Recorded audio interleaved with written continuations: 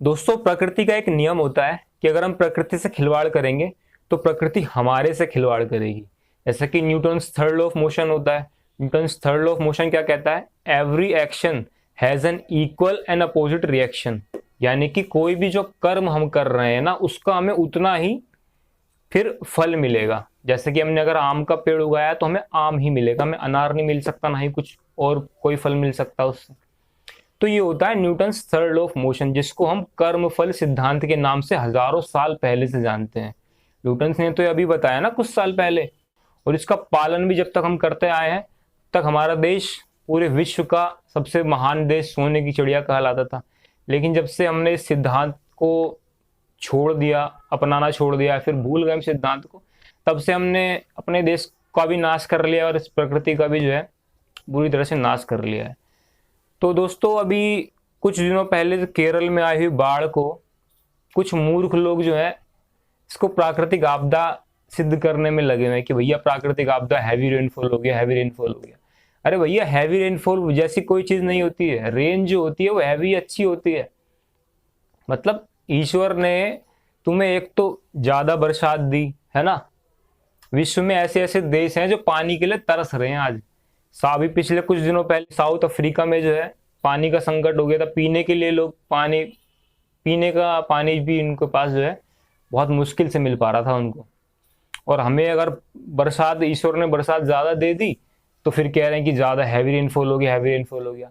अरे भैया, रेनफॉल जो है हैवी अच्छी होती है। भारत ऐसा ही देश है कि यहाँ पे बारिश जो है अच्छी होती है। खासकर जो समुद्री इलाके हैं, समुद्र के आसपास वाले क्षेत्र हैं, वहां पे बारिश जो है ज्यादा ही होती है।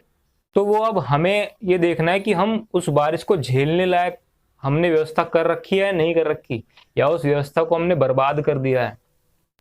और ये जो लोग हैं कोई छोटे मोटे लोग नहीं है, बहुत बड़े बड़े डॉक्टर, बहुत बड़े बड़े बड़े इंजीनियर जो हैं इस बात को सिद्ध करने में लगे हैं कि एक प्राकृतिक आपदा है। लेकिन जितने भी इन्वायरमेंटलिस्ट हैं, यानी कि जो पर्यावरण वैज्ञानिक हैं, वो इस बात को जानते हैं कि भैया ये एक पूरी तरह से मैन मेड डिजास्टर है, जो कि हमारे क्रियाकलापों द्वारा जो हमने कर्म कांड किए हैं पहले, उसका ही ये फल हम भोग रहे हैं। तो अब इस चीज को थोड़ा समझने की कोशिश करते हैं कि बाढ़ आती कैसे है।